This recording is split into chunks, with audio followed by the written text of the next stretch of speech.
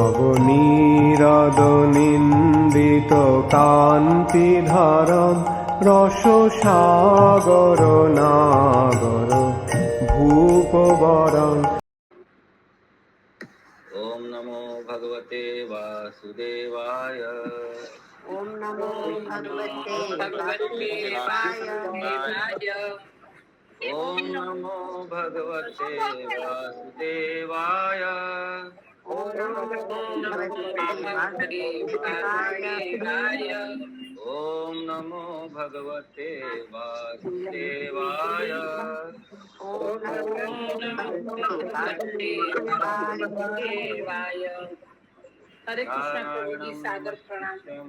नरं चैव नरोत्तमं देवीं सरस्वतीं व्यासं ततो जयमुदीरयेत्। नष्टप्रायेषु भद्रेषु नित्यं भागवत सेवया भगवते उत्तमा श्लोके भक्तिं भवति नैष्टिकी। कृष्णाय वासुदेवाय देवकी नंदनाय च नन्दगोपकुमाराय गोविन्दाय नमो नमः। मूकं करोति वाचालं पङ्गुं लङ्घायते गिरिं यत्कृपातमहं वन्दे श्रीगुरुदीनतारिणं। श्रीचैतन्य ईश्वरं परमानन्दमाधवं। ओम तत्सत्। हरे कृष्णा, सादर प्रणाम सभी को। तो हम लोग स्कंद 5 के अध्याय 8 श्लोक संख्या 24 से श्रवण करेंगे। भरत महाराज का चरित्र हम लोग श्रवण करने हैं। श्लोक संख्या 24। अपि स्वीत अशो भगवान उडुपतिरेनाम। अपि श्रीत असो भगवान उडुपतिये नमः। मृगपति भयान्मृतमातरम्। मृगपति भयात मृतमातरम्। मृगबालकं स्वाश्रम परिभ्रष्टमनुकम्पया। मृगबालकं स्व आश्रम परिभ्रष्टम् अनुकम्पया। कृपणजनवत्सल परिपाति। कृपणजनवत्सल परिपाति। तो चागो गोपी माता जी कंटिन्यू कीजिए। हरे कृष्णा। हरे कृष्णा प्रभु। हरे कृष्ण। भरत महाराज उन्मत्त पुरुष की भांति बोलते रहे। अपने सिर के ऊपर उदित चंद्रमा में मृग के सदृश काले माता जी फैन का आवाज आ गया, फैन का आवाज आ गया। आवाज आ नहीं, अभी वो अनम्यूट है। थोड़ा नजदीक से बोलिए। आवाज क्लियर है। भरत महाराज उन्मत्त पुरुष की भांति बोलते रहे। अपने सिर के ऊपर उदित चंद्रमा में मृग के सदृश काले धब्बों को देखकर उन्होंने कहा, कहीं दुखी मनुष्य पर दया करने वाले इस चंद्रमा ने यह जानते हुए कि मेरा मृग अपने घर से बिछुड़ गया है और मात्र विहीन हो गया है, उस पर भी दया की हो। इस चंद्रमा ने सिंह के अचानक आक्रमण से बचाने के लिए ही मृग को अपने निकट शरण दे दी हो। हरे कृष्ण। हरे कृष्ण।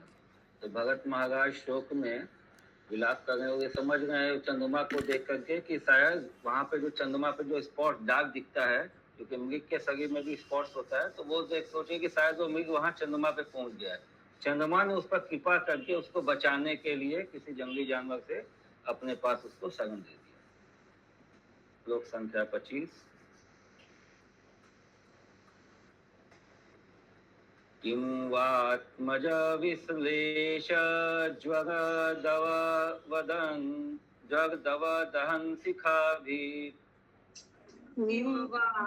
आत्मज विश्लेष ज्वगदवदहन शिखाभि।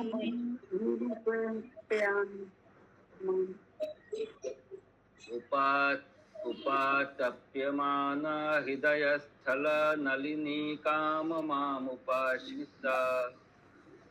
उपयामान हृदयस्थल नलिनीकं मामुपश्रिता।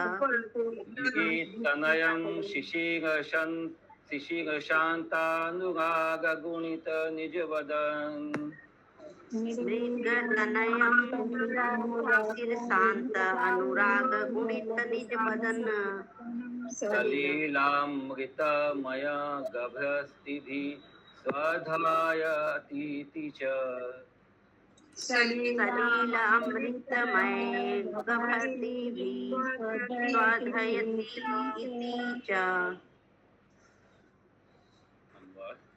अनुवाद। चांदनी को देखकर महाराज भरत पुरुष की भांति बोलते रहे। उन्होंने कहा, यह मृग छौने इतना विनम्र था और मुझसे घुल मिल गया था और मुझे इतना प्रिय था कि इसके वियोग से मुझे अपने पुत्र जैसा वियोग हो रहा है। इसके वियोग के ताप से मुझे दवाग्नि से जल जाने जैसा कष्ट हो रहा है। मेरा हृदय स्थल कुमुदनी जैसा जल रहा है।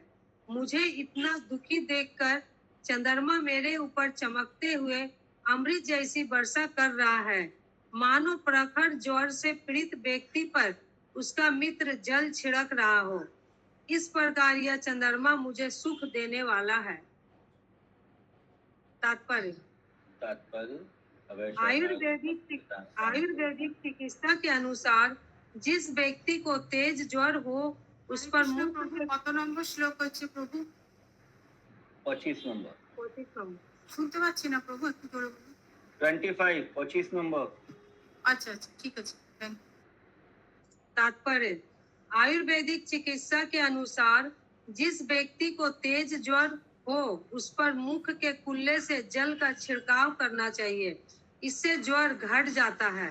भरत महाराज अपने पुत्रवत मृग के वियोग से अत्यंत दुखी थे। अतः वे सोच रहे थे कि यह चंद्रमा अपने मुख में जल भरकर उन पर कुल्ले से छिड़क रहा है, जिससे उनका तेज ज्वर शमित हो जाए, जो इस मृग छौने के विरह के कारण था। हरे कृष्ण। हरे कृष्णा प्रभु जी, इससे पहले वाला श्लोका में चंद्रमा ने सिंह का के अचानक आक्रमण से बचाने के लिए ही मृग को अपने निकट शरण दे दी हो। ये समझ में आप कुछ बोल रहे थे, नहीं समझ आया। मतलब ये है कि उनको लग रहा था ऐसा भरत महाराज को, जब वो ऊपर चंद्रमा को देखे तो चंद्रमा में स्पॉट्स होता है, दाग होता है ना, तो उन दाग को देख के उनको लगा कि मृग के जो शरीर में स्पॉट्स होता है, डियर स्पॉट्स, वो देख के उनको ये लगा कि वो चंद्रमा पे चला गया। चंद्रमा ने उसको किसी जानवर से बचाने के लिए अपना शरण में ले लिया। वो कल्पना कर रहे हैं। ओके प्रभु, ठीक है। संगिनी माता जी।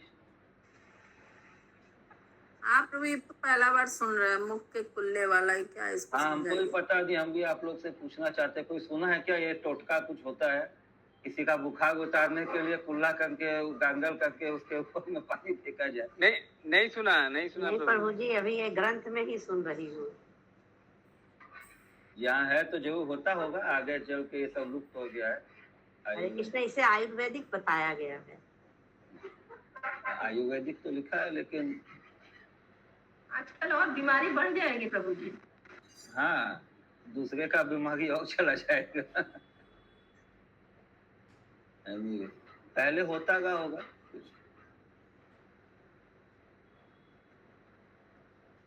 कोई आयुर्वेदाचार्य से ही समझना पड़ेगा। ठीक है, और कोई प्रश्न है? आगे बढ़े। श्लोक संख्या 26।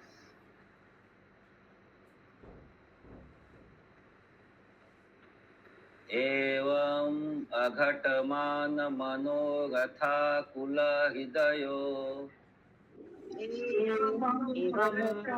अघटमान मनोरथ अकुल मृगदागा भाषेन स्वगाब्ध कर्मणा मृगधारक आभासेन स्वारब्ध कर्मणा योगागम्भणतो विम्भसित शयोगतापसो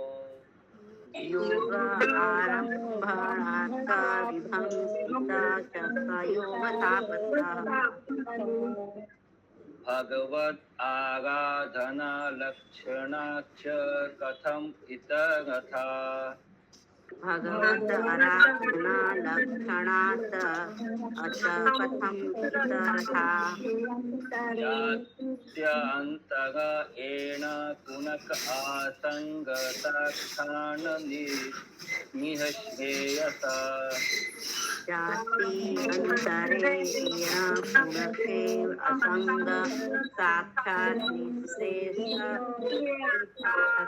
प्रतिपक्षतया प्राक्परितयक्तदुष्ट्याज हृदयाभिजातस्य प्रतिपक्षतया प्राक्परितयक्तदुष्टस्य हृदयाभिजातस्य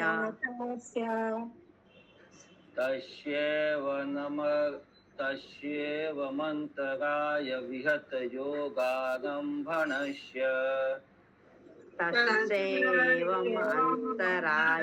विहत योग आरम्भणास्य राजर्षिर्भगतस्य तावान् मृगाग्भाकपोषणपालनप्रीणान् राजऋषे भरतस्य तावत् मृग अभरक पोषण पालन प्रवीण लालना अनुषंगेण विगणयत आत्मनामहि लालन अनुसर्गेण अभिगणयत्य आत्मानं एवाकुमिलं दुरतिक्रम काल करालरभश आपद्यत्य इव आकुलं दुरति कर्म काल करालरभस्य आपघत अनुवाद। श्री सुखदेव गोस्वामी ने आगे कहा, हे राजन, इस प्रकार महाराज भरत दुर्दमनीय आकांक्षा से अभिभूत हो गए, जो मृग के रूप में प्रकट हुई। अपने पूर्व सकाम कर्मों के फल के कारण वे योग, तप तथा पूर्ण पुरुषोत्तम भगवान की आराधना से च्युत हो गए।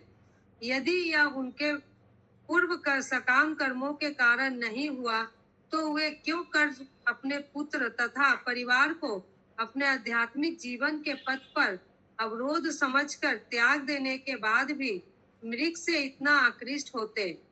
वे मृग के लिए इतना दुर्दमय स्नेह क्यों प्रकट करते?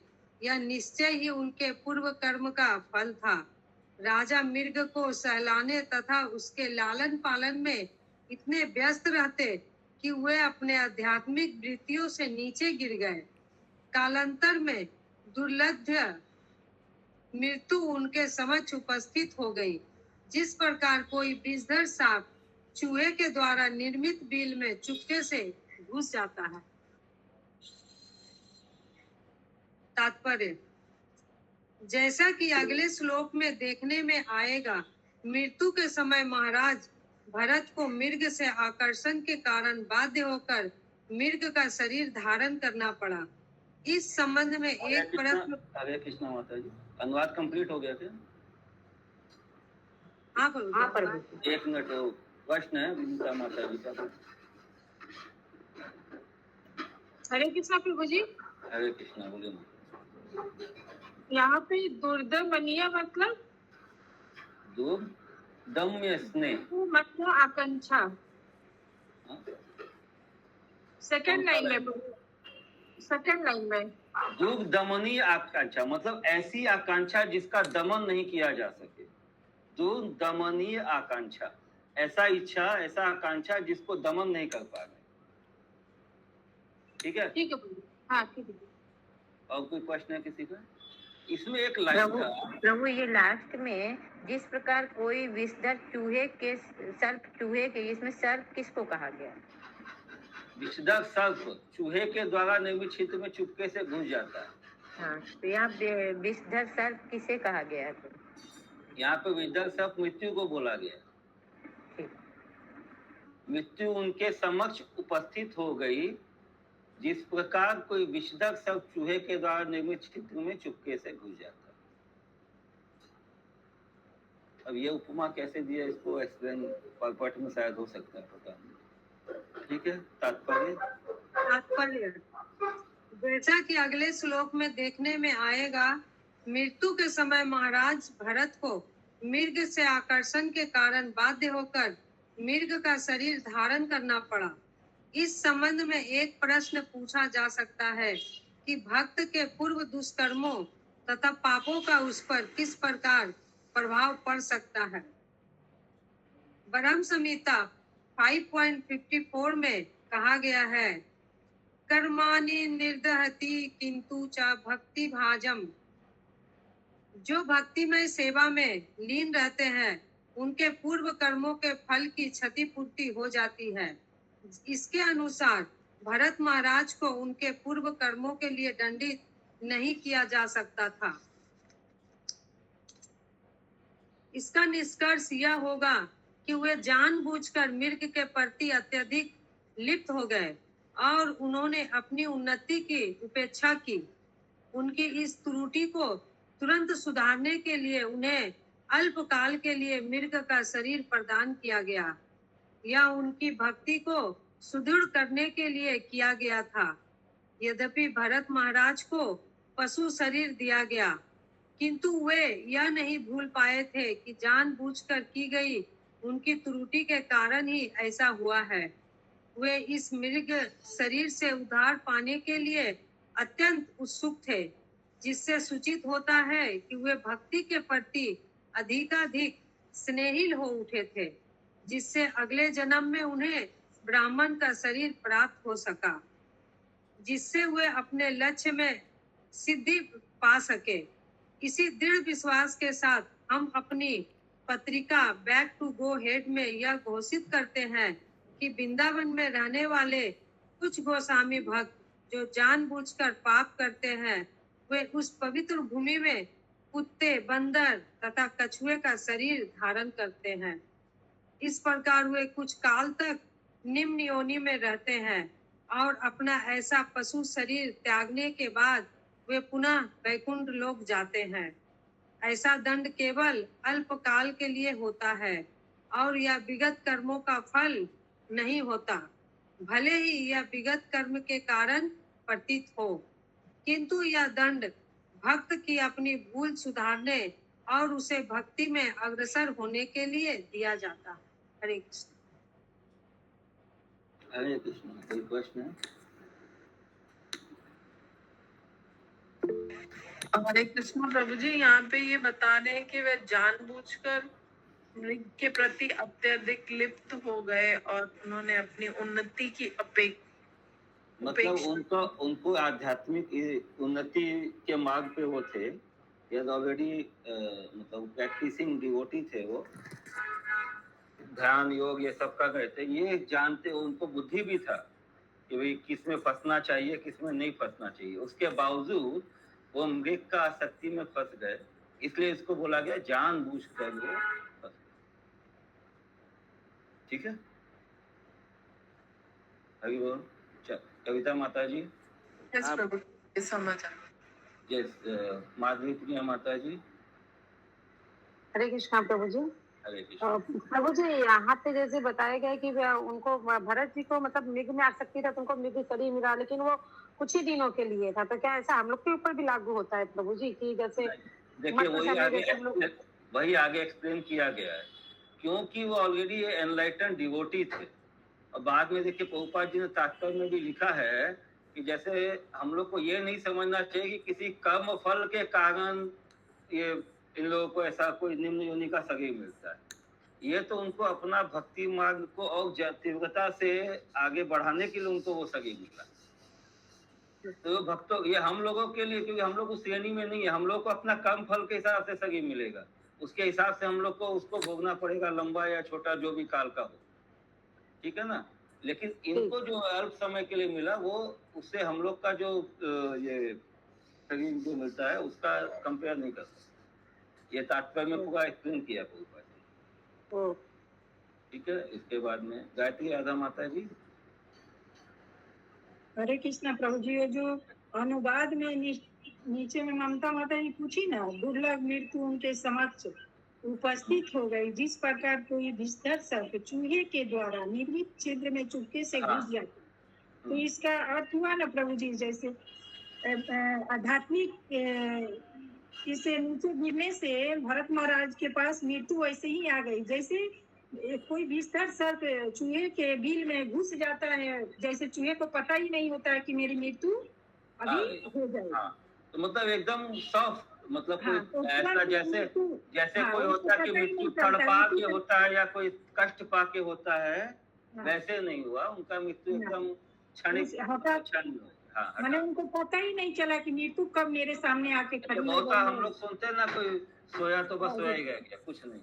तो वैसे चूहे को पता ही नहीं रहता कि कब सांप आके उसके बिल में घुस के बैठ गया काल के रूप में।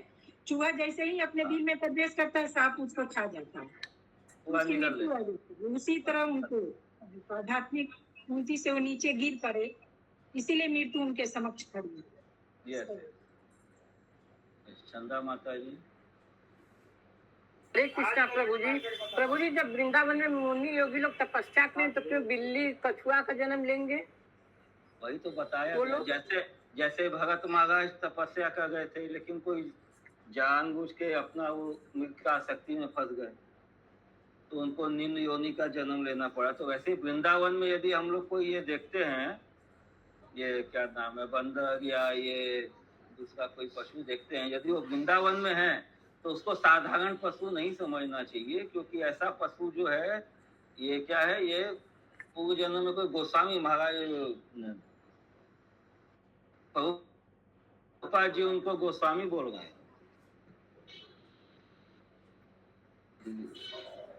प्रभुपाद जी उनको गोस्वामी बोला। एक मिनट रोक।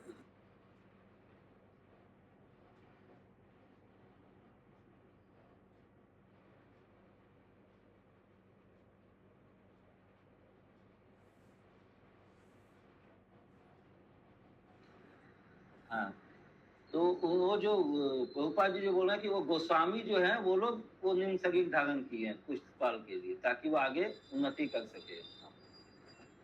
ठीक है। हाँ प्रभु जी। विनीता माता जी। प्रभु प्रभु जी, यहाँ पे जो लिखा हुआ है, इस संबंध में एक प्रश्न पूछा जा सकता है कि भक्त के पूर्व दुष्कर्मों तथा पापों का उस पर किस प्रकार प्रभाव पड़ सकता है।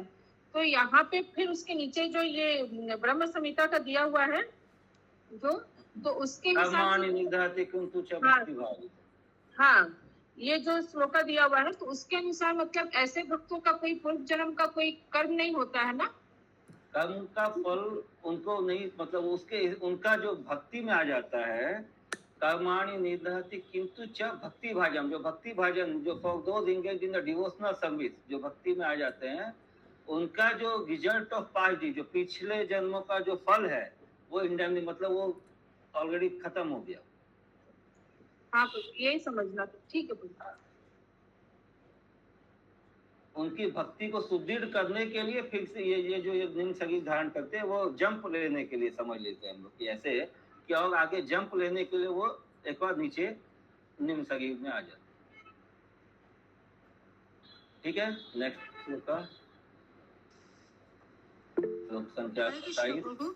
हरे कृष्ण प्रभु। হ্যাঁ বলুন প্রভু, আমার কথা শুনতে পাচ্ছেন প্রভু? হ্যাঁ বলুন বলুন। হ্যাঁ, বলছি যে এই যে মাতাজি যে কোশ্চেনটা করেছিলেন, ওটাতে যারা ভগবত ভক্তিতে যুক্ত ভক্তি ভাজন, তাদের পূর্বকৃত কর্মের ফল সম্পূর্ণরূপে বিনষ্ট হয়ে যায়, মানে যারা অল্প ভক্তি করবে তাদের ক্ষেত্রেও প্রযোজ্য নাকি না যারা মানে একদম সত্যগুণে থাকবে তাদের ক্ষেত্রে প্রযোজ্য? অ্যাকচুয়ালি দেখুন, অল্প ভক্তি আর বেশি ভক্তি এটা তো কোনো মানে পরিমাণ বলে কিছু নেই, শুদ্ধ ভক্তি যারা করে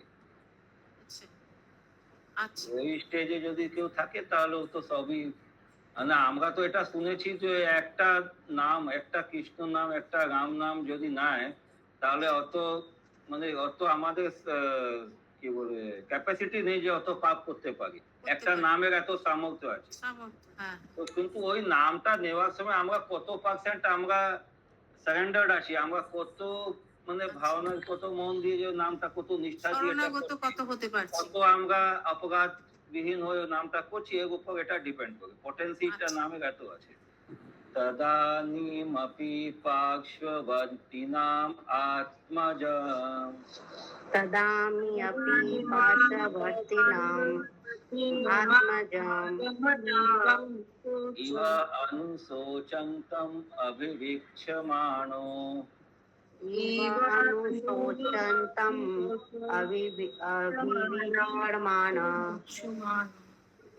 मृग एवाभिनिवेशितमना विसृज्य लोका मृगे एव अभिनिवेशितः मनः लोका इमं सह मृगेण कलेवरं मृताम् अनुना इमं सह मृगेण कलेवरं मृतम् अनुना मृता जन्मानुस्मृतिर्ईशागवन् मृगशरीरम् अवाप मृता जनानुसम्मिति सर्वतः मृगशरीरम् अवाप। अनुवाद। राजा ने देखा कि उनकी मृत्यु के समय वह मृग उनके निकट बैठा था, मानो उनका पुत्र हो, और वह उनकी मृत्यु से शोकातुर था। वास्तव में राजा का चित्त मृग के शरीर में रमा हुआ था। फलतः कृष्ण भावना अमृत से रहित मनुष्यों की भांति उन्होंने यह संसार मृग तथा अपना भौतिक शरीर त्याग दिया और मृग का शरीर प्राप्त किया। किंतु इससे एक लाभ हुआ, यद्यपि उन्होंने मानव शरीर त्याग कर मृग का शरीर प्राप्त किया था, किंतु उन्हें अपने पूर्व जीवन की घटनाएं भूल नहीं पाई थी। तात्पर्य पढ़े? हरे कृष्ण माता फिर से पढ़िए। फिर से पढ़े। राजा ने देखा कि उनकी मृत्यु के समय वह मृग उनके निकट बैठा था, मानो उनका पुत्र हो, और वह उनकी मृत्यु से शोकातुर है। वास्तव में राजा का चित्त मृग के शरीर में रमा हुआ था। फलतः कृष्ण भावना अमृत से रहित मनुष्यों की भांति उन्होंने यह संसार मृग तथा अपना भौतिक शरीर त्याग दिया और मृग का शरीर प्राप्त किया। किंतु इससे एक लाभ हुआ, यद्यपि उन्होंने मानव शरीर त्याग कर मृग का शरीर प्राप्त किया था, किंतु उन्हें अपने पूर्व जीवन की घटनाएं भूल नहीं पाई थी। तात्पर्य। महाराज भरत द्वारा मृग शरीर ग्रहण करने तथा मृत्यु के समय अन्य व्यक्तियों की मानसिक दशा के अनुसार जो विभिन्न शरीर प्राप्त होते हैं, उन्हें ग्रहण करने में अंतर है। अन्य लोग मृत्यु के बाद भूल जाते हैं कि उनके पूर्व जीवन में क्या क्या घटनाएं हुई थी, किंतु महाराज भरत कुछ भी नहीं भूले थे। श्रीमद् भगवत गीता 8.6 के अनुसार। प्रभु जी आप पढ़। यम यम वापि स्मरण भावम, सबसे बोलिए। यम यम वापि स्मरण भावः त्यज्यते अन्ते कलेवरम् तज्जते अन्ते कलेवरम् तं तमेवेति कौन्तेय तं तमेवेति कौन्तेय तदा तद्भाव भाविता।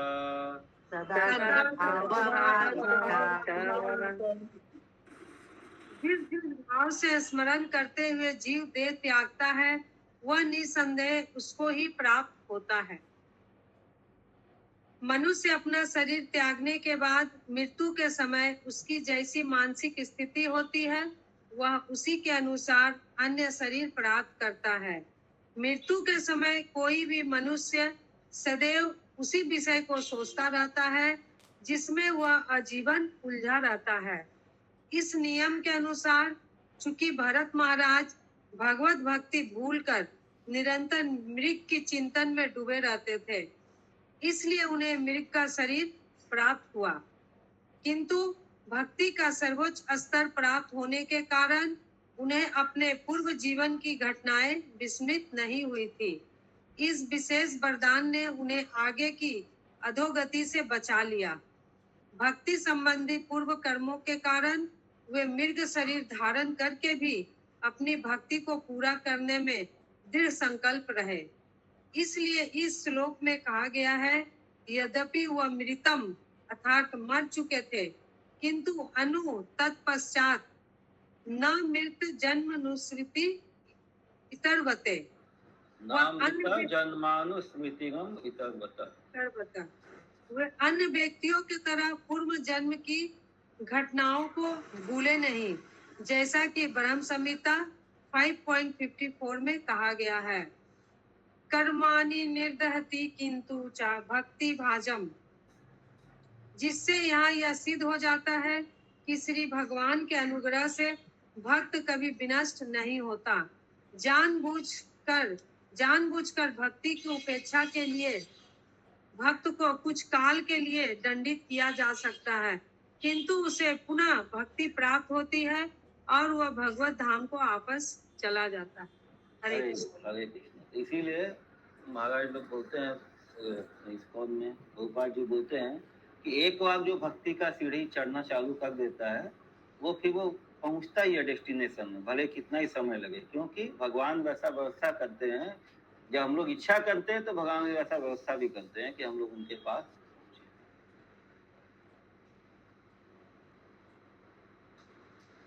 श्लोक संख्या 28।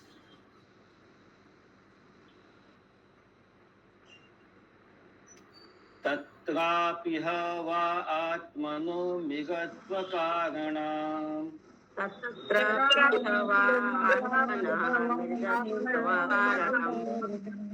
भगवत् आराधना समीहानुभावेनानुस्मृत्या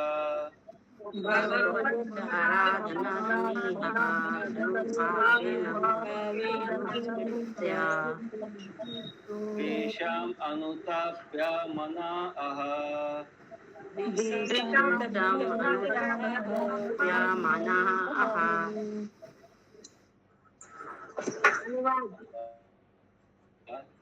मृग शरीर प्राप्त करने पर ही भरत महाराज अपने पूर्व जन्म की दृढ़ भक्ति के कारण उस शरीर को धारण करने के कारण जान गए थे। अपने विगत तथा वर्तमान शरीर पर विचार करते हुए वे अपने कृत्यों पर पश्चाताप करते हुए इस प्रकार बोले। तात्पर्य, भक्त के लिए यह विशेष छूट है। यदि उसे अमानव शरीर प्राप्त होता भी है तो भी पूर्ण पुरुषोत्तम भगवान के अनुग्रह से उसे अपने भक्ति को आगे बढ़ाने का अवसर अपने गत जीवन का स्मरण करके या अन्य प्राकृतिक कारणों से प्राप्त होता है। सामान्य मनुष्य के लिए गत जीवन के कार्यों को स्मरण रखना कोई सरल काम नहीं है, किंतु भरत महाराज को अपने यज्ञों तथा भक्ति के कारण अपने पूर्व कर्म की स्मृति बनी रही। हरे कृष्ण। हरे कृष्ण। श्लोक संख्या 29।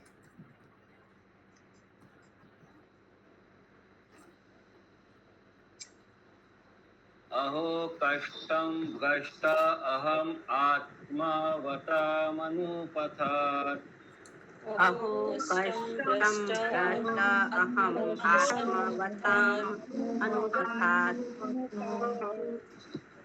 यद्विमुक्त समास्तसाङ्गस्य विवेक्त पुण्यागम्य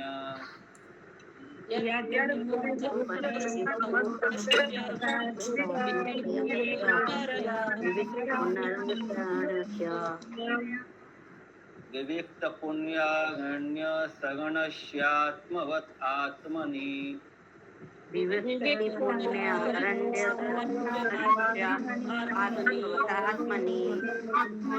सर्वेषाम् आत्मनां भगवति वासुदेवे तत् अनुश्रवन्मनानाम्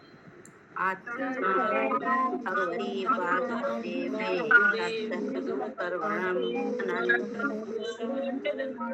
संकीर्तन आराधनानुस्मरणाभियोगेन शून्य सकल जामेन कालेन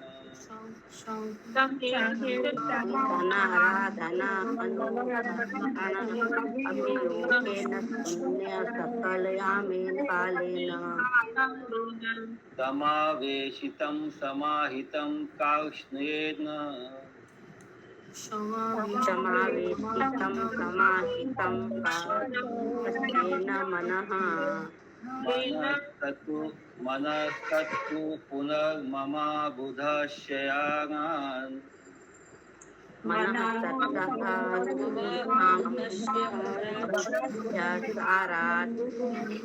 विगाशितं अनुपरिसुश्रवा मृगसुतं अनुदेशुश्रवा।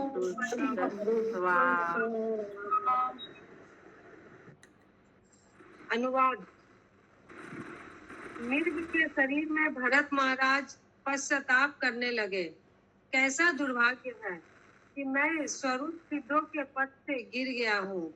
आध्यात्मिक जीवन बिताने के लिए मैंने अपने पुत्रों, पत्नी तथा घर का परित्याग किया और वन के एकांत पवित्र स्थान में आश्रय लिया। मैं आत्मसंयमी तथा स्वरूप सिद्ध बना और पूर्ण पुरुषोत्तम भगवान वासुदेव की भक्ति, श्रवण, चिंतन, कीर्तन, पूजन तथा स्मरण में निरंतर लगा रहा। मैं अपने प्रयत्न में सफल रहा, यहाँ तक कि मेरा मन सर्वदा भक्ति में डूबा रहता था, किंतु अपनी मूर्खता के कारण मेरा मन पुनः आसक्त हो गया। इस बार मिर्ग में अब मुझे मिर्ग शरीर प्राप्त हुआ है और मैं अपनी भक्ति साधना से बहुत नीचे गिर चुका हूँ।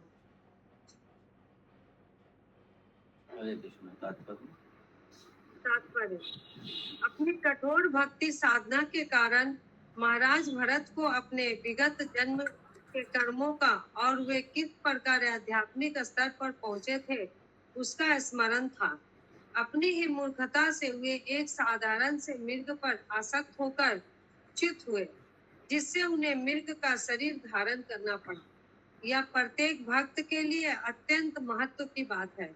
यदि हम अपने पद का दुरुपयोग करते हैं और सोचते हैं कि हम तो भक्ति में पूर्णता समर्पित है, अतः चाहे जैसा भी आचरण करें तो हमें भरत महाराज की भांति दुख भोगना पड़ेगा।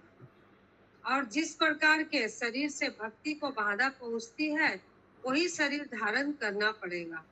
केवल मनुष्य रूप में भक्ति की जा सकती है, किंतु यदि हम जानबूझकर इंद्र तृप्ति के कारण भक्ति का परित्याग करते हैं तो हमें निश्चय ही दंड मिलेगा। यह दंड सामान्य भौतिकवादी पुरुष का सा नहीं होता। परमेश्वर कृपावश भक्त को इस प्रकार से दंडित करते हैं कि भगवान श्री वासुदेव के चरण कमलों के प्रति उसकी उत्सुकता बढ़ती है। इस उत्कट इच्छा के कारण वह अगले जन्म में अपने घर वापस चला जाता है। यहाँ भक्ति का सम्यक वर्णन इस प्रकार किया गया है। तद अनुसरवन मनन संकीर्तन राधानुसरण भी योगेना।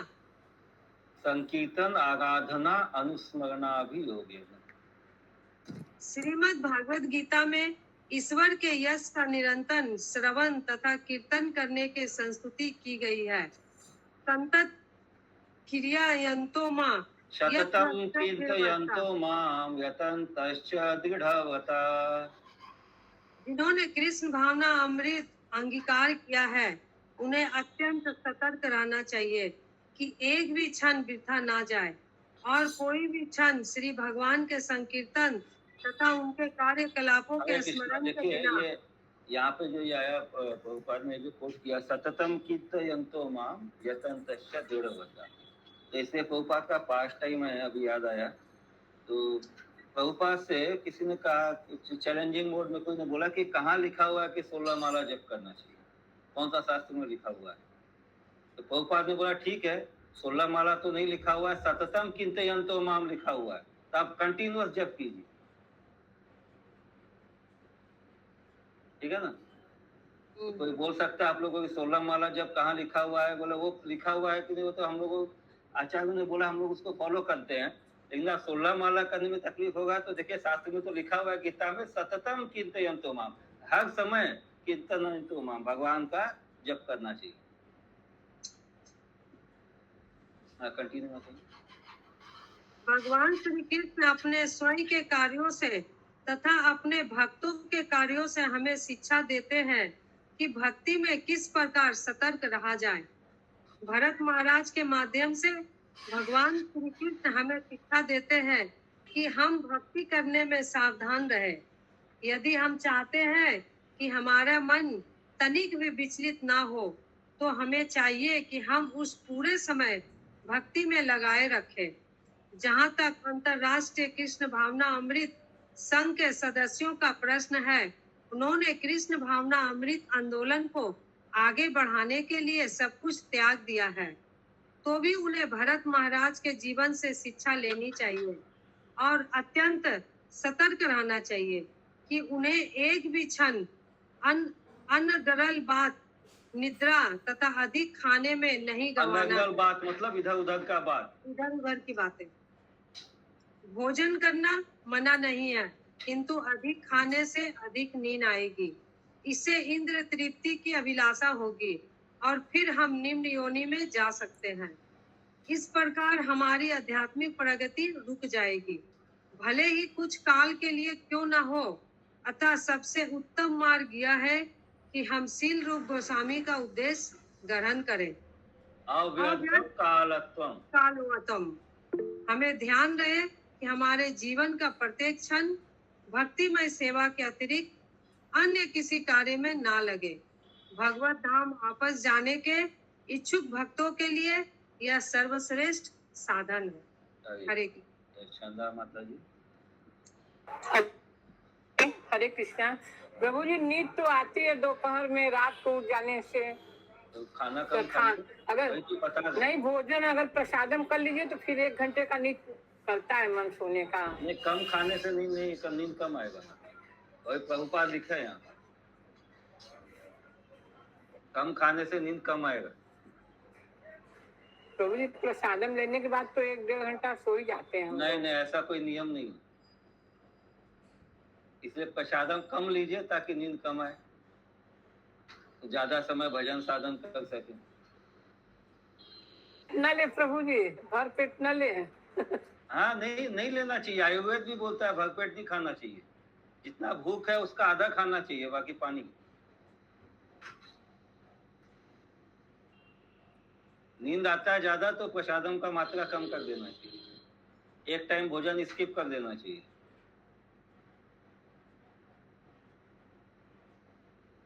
ठीक है माता जी। प्रभु जी, माता जी उदास हो गए, फिर कल से छोड़ना पड़ेगा। और क्या, भोजन तो शरीर को चलाने के लिए। नहीं, शरीर को चलाने के लिए बहुत कम चाहिए। ठीक है, हरे कृष्णा। भूख से फिर भजन कहाँ होगा? भूखे रह जाएंगे तो फिर भजन कैसे होगा? भूखे रहना, अति भोजन और एक खाली शरीर को मेंटेन करने के लिए भोजन, दोनों में माता जी के बहू लोग है ना, तो बनाती है तो 2 रोटी बेसी खा लेती है। नहीं माता जी, बेसी नहीं खाते हैं। पौष्टिक आहार अपने बनाना रहता तो बोले 1 रोटी चलो कम है। हरे कृष्णा, रिकॉर्डिंग हो रहा है। हरे कृष्णा।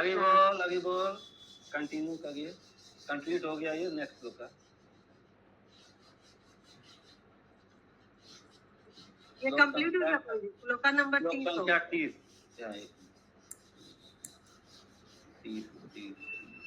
29।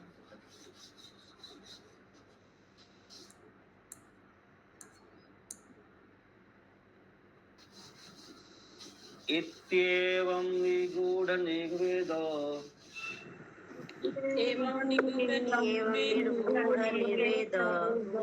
विशेषमगिं मातरम् पुनर्भगवता क्षेत्रम् पश्यमाखिल मुनिगणदायिताम्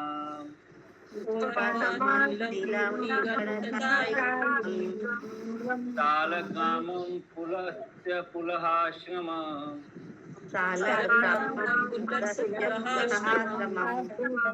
कालां जगत्वत्या जगाम।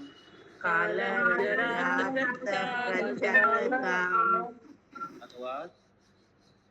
अनुवाद।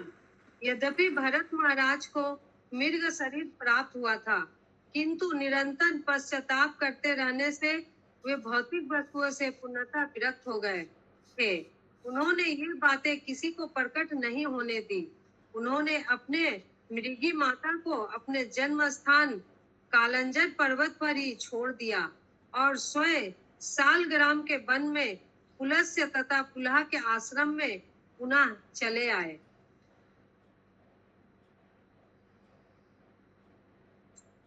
फॉरेस्ट ऑफ सालग्राम का जंगल है पुलस्त्य ऋषि के आश्रम। पुला एंड पुलस दो ऋषि। तात्पर्य महत्वपूर्ण बात यह है कि भगवान वासुदेव के अनुग्रह से महाराज भरत को अपना पूर्व जीवन स्मरण रहा। उन्होंने एक क्षण भी नष्ट नहीं किया। वे पुनः आश्रम में सालग्राम नामक गांव में लौट आए। संगति अत्यंत सार्थक होती है, इसलिए इस संघ में प्रविष्ट करने वाले प्रत्येक सदस्य को इसको पूर्ण बनाना चाहता है। इस संघ के सदस्य को सदैव स्मरण रखना चाहिए कि संघ एक मुक्त के भोजनालय के समान नहीं है। इस संघ के सभी सदस्यों को अपने आध्यात्मिक कर्तव्यों का सावधानी के साथ पालन करना चाहिए, जिससे नवगत सदस्य स्वतः भक्त बनकर इस जीवन में परम धाम को प्राप्त हो। यद्यपि भरत महाराज को मृग का शरीर प्राप्त हुआ था, किंतु उन्होंने अपने घर कालंजर पर्वत का फिर परित्याग कर दिया। मनुष्य को चाहिए कि वह अपना जन्म स्थान तथा परिवार से बंधा ना रहे। उसे चाहिए कि भक्तों की संगति प्राप्त करे और कृष्ण भावना अमृत का अनुशीलन करे। हरे कृष्ण। श्लोक संख्या 31। तस्मिन्नपि कालं प्रतीक्षमाण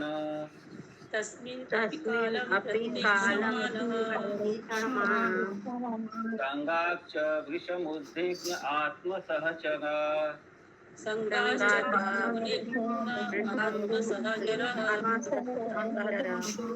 शुष्कपर्णतीर्ण विगूधावग्धमानो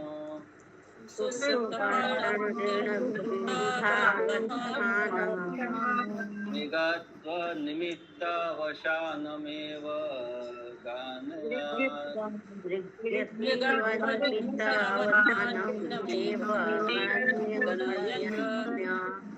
मृगशरीरं गणयान् मृगशरीरं तीर्थोदकक्लिनामुत्ससर्ज